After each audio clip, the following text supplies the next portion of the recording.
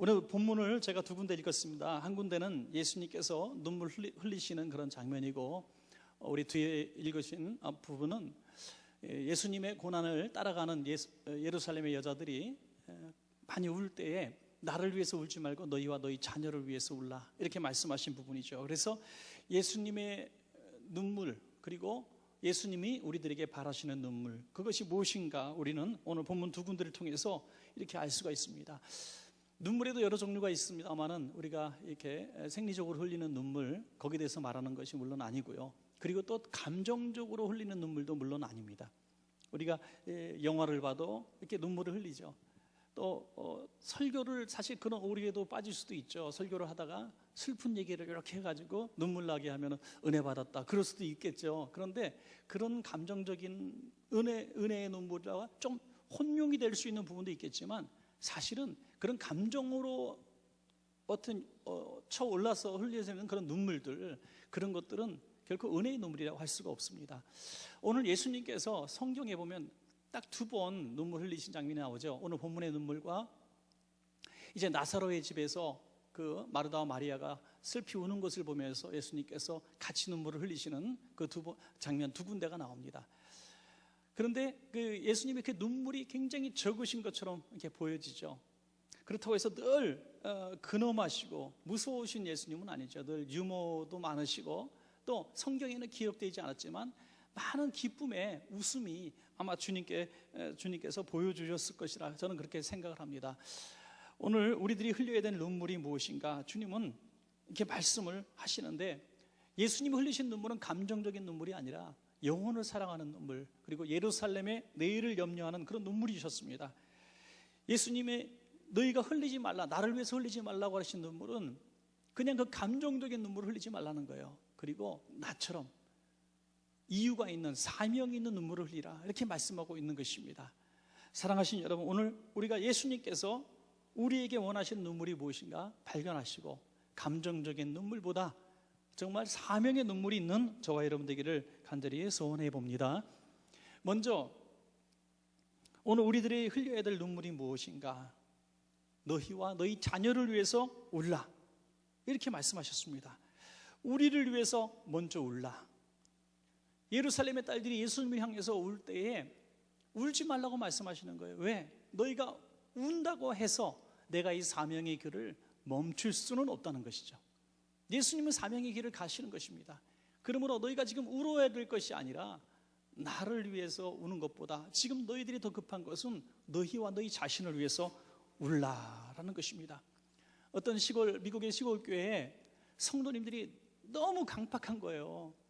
예배를 드려도 반응이 없고, 또 전혀 은혜를 받은 그런 모습들이 보이지 않고 행동의 변화가 일어나지 않는 거예요. 목사님이 너무 지쳤어요. 부임하신 목사님이 이 삶의 변화, 생활의 변화에 대해서 그렇게 선포를 하는데 그냥 형식적인 예배만 너무너무 많이 드리는 거예요. 그래서 목사님이 너무 지쳐가지고 특단의 조치를 내렸답니다.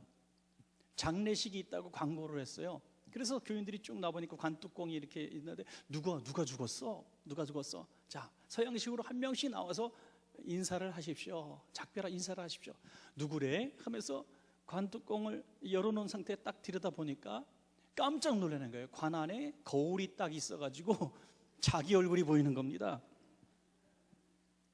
관 안에 누워있는 사람이 다름 아닌 자기라는 거죠. 영적으로 죽어있는 그 모습을 보라는 것입니다. 사랑하신 여러분, 우리가 우리의 외모를 보면서 울 때도 있습니다. 어느 날 거울을 보면서 갑자기 아이고 30년 전에 봤던 우리 엄마 얼굴이 여기 있어, 우리 아빠 얼굴이, 내가 이렇게 늙었구나, 아이고 세월이 너무 가혹하구나 하면서 내 얼굴 보면서 울 수도 있고요.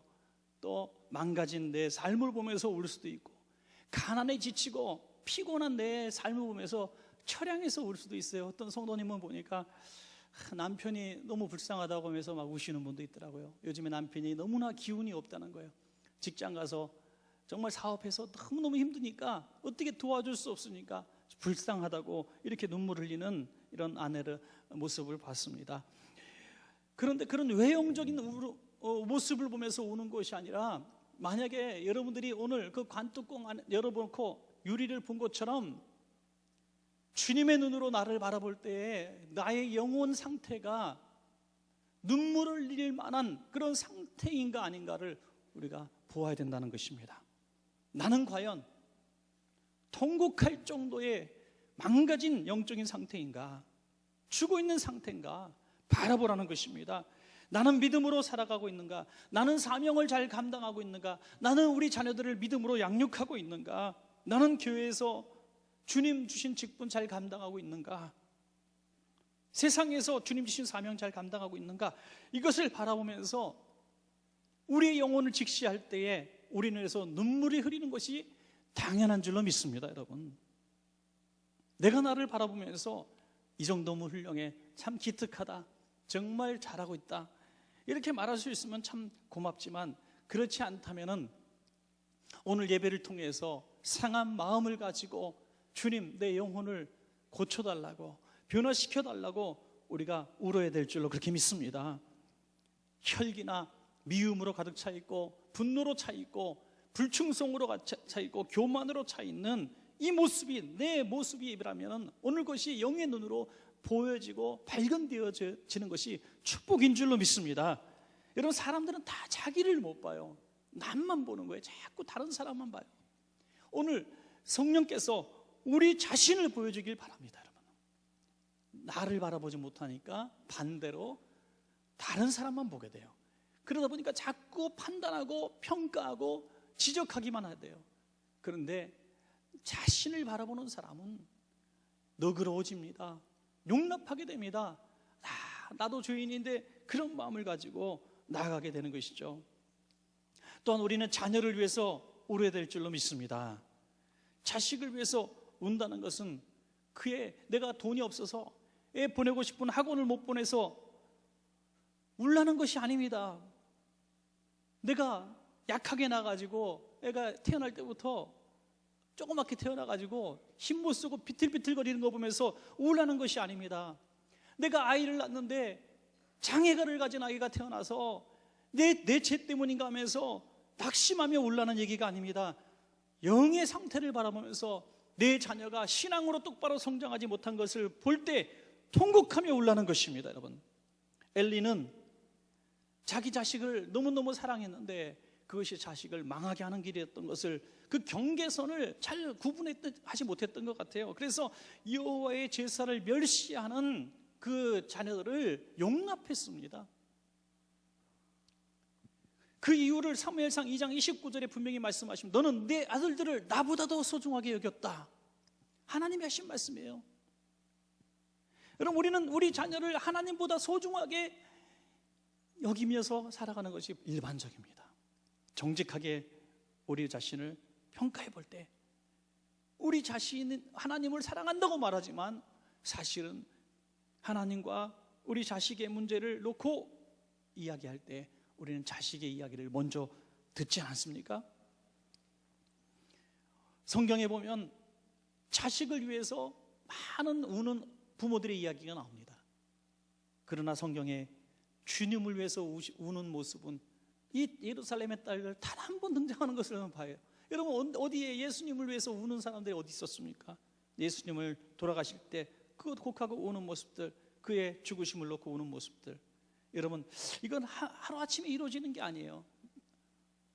주님을 먼저 생각하고 우리 자녀들을 생각할 때, 그러면 주님이 원하시는 자녀를 양육하는 것이 바로 우리 주님을 더 사랑하는 것이 된다는 것도 여러분 믿으시기 바랍니다. 이것은 마치 예수님이냐 아이냐 이렇게 얘기하는 게 아니에요. 아이를 주님의 뜻대로 양육하는 것이 주님을 사랑하는 방법인 줄로 믿으시기 바랍니다. 우리 주님 아이들을 믿음의 생활, 요즘에 이제 그런 운동을 좀 하려고 하는 것 같아요.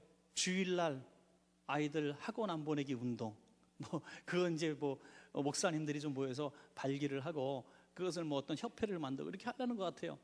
학원 하시는 분들이 있으면 죄송합니다. 그런 얘기가 아니라, 다시 말해서 주일날 교회에 좀 머물게 하자는 운동을 하자는 거예요. 다름 아니라. 그래서 주일날도 예배 너무 그 짧은 시간, 요즘 아이들이 얼마나 야근지 몰라요. 얼마나 또 바쁜지 몰라요. 아주 핸드폰에 스케줄이 3-4개씩 있어요. 애들이. 전도사님 5분만 얘기하세요. 얼마나 똑똑한지 몰라요. 저번에 아주 오래전에 있었던 일인데, 제 제자 제자 전도사가 목사님 참 이런 요즘 애들 너무너무 가르치기 힘들어요. 왜 힘드냐 그랬더니 주일학교 예배 끝나고 간식을 줬더니 간식이 이게 뭐예요 전도사님? 내가 드린 헌금이 얼만데 그러더라는 거죠. 매주마다 1,000원씩 드렸는데 이 간식이 1,000원어치 안 된다 이거야. 참, 누구한테 배웠겠어요 그거? 누구한테 배웠겠어요? 부모로부터 믿음을 이어받는 것도 참 축복인데 부모님은 믿는데 자식이 믿지 않는다는 거 누구의 죄입니까? 문제 부모는 있어도 문제 자식은 없다는 말이 있습니다. 자녀는 부모의 신앙을 물려받게 돼 있어요. 정말 치열하게 자기 신앙을 지키는 아이들이 물론 있어요. 하나님이 특별히 선택한 아이들. 오늘도 제가 이제 어제도 방송하고 오늘도 방송 녹화하고 하는데 오늘 방송 녹화 중에 전도사님 한 분이 나와 찬양 전도사님인데 이분은 무당의 무속인의 아들로 태어났어요. 그런데 예수님을 영접하고 찬양 사역자가 됐는데 죄책감이 드는 거예요. 너무너무 부모님을 구원하지 못하고 무당의 아들이라는 소식을 듣고 소리를 들으니까 견딜 수가 없어. 일본으로 도망가요. 일본으로 가서 거기서 찬양 사역을 하다가 지금은 다시 와서 찬양 사역을 합니다만 최고로 자기의 삶이 너무 엉망이라는 거죠. 부모님이 안 믿으시는데 내가 어디 가서 찬양하라고, 부모님이 무당인데 내가 어떻게 전도사로 사역하라느냐 이거죠. 얼마나 많은 눈물을 흘렸겠어요. 이게 정상입니까 여러분? 자식이 부모를 위해서 부모의 신앙을 위해서 기도하는 것보다 오늘 저와 여러분은 지금 이 자리에서 수요 예배까지 드리는 어른들이고 부모들이라면 자식이 여러분들을 보면서 울게 하지 말고 우리가 자식을 위해서 우는 것이 당연한 부모의 도리인 줄로 믿으시기 바랍니다. 영적인 가장이지 않습니까? 사도 바울은 고린도 교회의 성도들에게 이렇게 얘기합니다. 내가 마음에 큰 눌림과 걱정이 있어 많은 눈물로 너에게 썼다. 많은 눈물을 흘렸다는 거예요. 또한 사도 바울도 에베소 교회 장로들을 청하여 당부한 말 가운데 사도행전 20장 31절에 내가 3년이나 밤낮 쉬지 않고 눈물로 각 사람을 훈계한 것을 너희가 기억하라는 것이죠. 내가 눈물로 밤낮 쉬지 않고 너희를 훈계했다. 그래서 그 눈물 흘리며 씨를 뿌렸기 때문에 지금 기쁨의 단이 이루어졌다고 이야기하고 있는 것입니다. 우리가 부모님의 눈물의 기도를 먹고 자랐다면 우리는 자식들을 위해서 눈물을 뿌려야 될 줄로 믿습니다. 여러분, 저를 비롯해서 우리 모두 반성해야 될 것입니다. 자식의 학교 문제를 위해서 울기도 하고 어떤 육신의 아픔을 문제를 갖고 울기도 하고 경제적으로 잘 후원하지 못해서 울기도 했지만은 아이가 너무 지쳐 쓰러져 있는 아파하는 모습 보면서 울기도 했지만은 그의 피폐되어 있는 영적 상태를 놓고 과연 얼마나 우리가 통곡하며 울어본 경험이 있느냐, 우리 스스로 진단해 볼 필요가 있습니다. 오늘 예배 시간, 이 짧은 시간에 우리가 기도할 때라도 자식의 오직 영혼의 상태를 놓고 눈물 흘리는 복 있는 시간 되시기를 부탁합니다. 또한 주님은 우리들에게 이웃과 공동체를 위해서 울라고 말씀하시다. 본문에 보니까 예루살렘을 위해서 주님은 오셨습니다. 예루살렘 공동체, 민족 공동체, 이 하나님의 백성의 공동체를 놓고 우리 주님은 눈물을 흘리셨어요. 이제 십자가에 달려 들어가시기 얼마 남지 않은 그 시간에 주님은 이 민족을 위해서 우시라고 우리에게 말씀하고 있는 것입니다. 여러분, 우리가 나라 민족을 위해서 운다는 거 참 아주 오래된 얘기죠. 구국기도회 맨날 할 때 이런 얘기죠. 이제 2017년 이제 종교개혁 이제 500년, 그리고 또 대한민국에 복음이 증거된 지 정말 우리가 또 역사적인 이런 시기를 이제 맞이하게 됩니다. 그래서 많은 집회들이 예상되어 있는데 제가 며칠 전에 가서 어떤 모임에 갔더니 그 빌리그리암 전도 집회 73년도 있었던, 또 74년 연계된 그 엑스폴로 74 연계됐던 그 운동들을 지금 빌리그리암 재단에서 2017년에 대형 집회를 계획하고 있습니다. 대한민국에서. 거기서 하자는 것이 뭐냐면 다시 부흥하자 이거죠. 대한민국 교회가 다시 한번 부흥하는데 부흥하는 비결은 눈물이라는 겁니다. 눈물. 울어야 산다는 거죠. 울 일이 없는 거예요. 우리가 옛날에 어려울 때 그냥 교회 마룻바닥 찬바닥에서 막 뭔지 모르고 그냥 하고 우셨단 말이에요. 할머니 할아버지들이 하고 우셨어요. 왜 울었어요? 지금 너무 배고파요, 너무 힘들어요, 직장 주세요, 빵 주세요, 쌀 주세요, 연탄 주세요. 그러면서 울었단 말이에요. 우리 아이들 좀 학교 좀 갈 수 있게 해주세요. 거의 90% 이상이 그런 문제로 울고, 또 나라와 민족을 위해서 울 때 기도할 때는 저 산기도 같은 데 올라가서 하기도 하고 그랬죠. 많은 눈물이 있었습니다. 근데 눈물이 사라진 거예요. 여러분, 우리 교회는 그래도 참 다른 교회 목사님들이 와서 신기하게 생각하는 게 두 가지 있어요. 첫째는 눈물이 있다는 거예요. 우리 교회에 주일 낮 예배 때 눈물을 흘리면서 예배드리고 돌아가는 성도들이 있는 교회가 그렇게 많지가 않아요. 낮 예배 더군다나. 근데 우리 교회 성도님들은 인사할 때 보면 눈물이 이렇게 많이 있어요. 어버이 주일날은 많이 울겠지만 하여튼 평소 주일날에도 눈물이 많이 이렇게 나는 분들이 많이 있어요. 또 하나 특별한 것은 집에 가서 아멘하는 교회라고 참 이상하게 생각하더라고요. 분명히 잘 듣는 것 같은데 아멘을 안 해서 불안하대. 예. 제가 뭐 많은 교회 다니지 않습니다만은 뭐 뜨거운 교회들 많이 이렇게 가잖아요. 그러면요, 아멘 소리 때문에 제가 깜짝깜짝 놀래요. 예. 예, 이건 아멘할 타이밍이 아닌데 아멘 해가지고 그 다음에 제가 뭘 말할지 잊어먹어 막 그런 교회들이 있어요. 근데 저는 솔직히 여기서 딱 제가 뭐 제 마음을 얘기하면 그 아멘 많이 하는 교회 별로 부럽지는 않습니다. 삶의 아멘이 있는 게 더 중요하고 부럽습니다, 여러분. 삶의 아멘. 예. 겉으로 아멘 아멘 아멘 뭐 떠나가도록 삼박자 맞추면 뭐 못하겠어요. 삶으로 아멘이 되어야 되죠. 그래서 우리가 이웃과 공동체를 위한 눈물도 삶 가운데 드러나는 거. 하루는 예배드리고 또 수요일날 예배드리지만 생활 삶 가운데 우리가 이웃과 나라와 민족을 위해서 우리가 우는 그 눈물이 있어야 될 줄로 믿습니다. 제가 한 가지만 말씀을 드리고 눈물이 얼마나 소중한가 말씀을 드리고 우리 기도의 제목을 오늘 빨리 삼고자 합니다. 제가 며칠 전에 어떤 책을 하나 선물 받았는데요. 자기가 쓴 책이에요. 목사님 책인데 제 마음이 눈물이 얼마나 소중한가 하는 짧은 글입니다. 제가 한번 읽어볼게요. 그리고 바로 기도 제목을 삼겠습니다. 아버지의 속을 지독히도 아프게 했던 시절이 있었다. 모든 것이 삐뚤어져 보일 때였다. 지금 제가 잘 아는 목사님입니다. 나에게 독방을 주고 홀로 공부하라고 한 것도 따돌림으로만 보였다. 설교 시간에 하나님의 사랑을 이야기하면서 아들인 나를 때리는 것을 이해하지 못했다. 설교단에서 보이는 모습이 모두 위선으로 보였다. 무조건 아버지의 뜻에 반대하고 싶었다. 속을 썩여드리고 싶었다. 아버지가 망하는 꼴을 보고 싶다고 큰 소리로 외치며 울 때도 있었다. 목사님 아들이에요. 그렇게 사춘기가 폭풍처럼 지나갔던 어느 날이었다. 개척 중이던 우리 교회에 최초로 중고등부 전도사님이 오셨다. 경상도 대구 출신으로 몸집이 레슬링 선수같이 다부졌다. 아버지는 다짜고짜 앞으로 전도사님과 함께 지내라고 하셨다. 지난 6년 동안 혼자 쓰던 내 방에 가족도 아닌 타인이 불쑥 들어와 살게 되었다. 나중에 전도사님을 통하여 듣게 된 이야기는 아버지는 전도사님을 불러놓고 특명을 내리셨다. 중고등부는 부흥시키지 않아도 좋다. 우리 아들만 사람 만들어다오. 감옥 아닌 감옥에서 홀로 살아오면서 삐뚤어질 대로 삐뚤어진 나를 위한 마지막 계책이었다. 평양 출신으로 불과 같던 아버지와 아버지의 성격을 쏙 빼닮은 나는 늘 부딪혔다. 물론 그때마다 아버지의 일방적인 회초리 앞에 무기력하게 맞설 수밖에 없었지만 난 언제나 성난 눈으로 아버지에게 맞대응했다. 매를 맞으면서도 아버지를 향하여 온갖 욕설을 퍼부었다. 그날도 그러했다. 무슨 이유인지는 모르지만 아버지는 몹시 화가 나서 나를 때리기 시작했다. 몽둥이가 부러지니 연탄 찌개를 가져와서 나를 때렸다.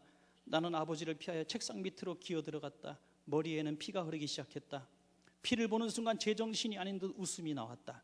책상 밑에 기어 들어간 상황이 우스웠고 불같이 화를 내는 아버지가 우스웠다. 낄낄거렸다. 아버지는 당황하셨는지 안방으로 들어가시고 나는 혼자서 한없이 낄낄거렸다. 어디론가 피신하 했던 전도사님이 들어오셨다. 책상 밑은 나를 끄집어내셨다. 그리고는 나의 오른손을 잡고 사택 위에 있는 2층 예배당으로 데리고 가셨다. 정신이 빠진 나는 손을 잡힌 채 그를 따라갔다. 속으로 생각했다. 당신이 이 상황에서 무슨 말을 하겠는가? 할 말이 있으면 한번 해봐라. 그렇게 둘은 예배당 제일 뒤 안내석 자리에 앉았다. 나는 초점 잃은 눈으로 멍하니 앞을 바라보면서 그의 말을 기다렸다. 시간이 흘러갔다. 아무 말도 없었다. 이상하여 옆을 돌이켜보는 순간 그 전도사님은 울고 계셨다. 닭똥 같은 눈물을 혼자서 뚝뚝 흘리고 계셨다. 나는 할 말을 찾지 못했다. 왜 우는가? 이 울음은 나를 위한 것인가? 정말 나를 위하여 울어주는 사람이 있단 말인가? 그때 나는 단 한마디도 못하고 전도사님과 오랫동안 그 자리에 그대로 앉아 있었다. 그날 이후 난 변하기 시작했다. 전도사님의 말에 순종하기 시작했다. 그렇게 나는 마음을 돌이켰다. 책을 좋아하던 나를 위하여 전도사님은 신학책들을 읽어보라고 주셨다. 한 권, 두 권 읽어가면서 전도사님과 많은 이야기를 나누며 나는 주님의 은혜를 알기 시작했다. 지금은 당뇨로 몸이 바짝 말라버리신 박창환 목사님은 그렇게 나의 영적 아비가 되셨다. 여러분, 짠하지 않아요? 나를 위해서 울어주시는 전도사님 때문에 그의 인생이 바뀌고 지금은 이 책 기독교 서적 베스트 11번째 되는 베스트셀러로 쓰셨어요. 제가 며칠 전에 제가 선물을 갖고 저희 교회 찾아오셨었습니다. 여러분, 우리가 우는 것만큼 사람을 변화시키는 능력도 없는데 오늘 주님께서 울라고 말씀하셨을 때에는 더 큰 역사가 일어나지 않겠습니까? 오늘 저와 여러분의 눈에서도 세상에 그까지 보잘것없는 체면 때문에 울고 자존심 때문에 울고 물질 때문에 울고 섭섭해서 울고 배반당해서 울고 늙어가는 것 때문에 울고 실패해서 울고 그러지 마시고 오늘 이런 주님이 기뻐하시는 고귀한 진주방울 같은 영적 눈물이 있기를 주의 이름으로 축복합니다.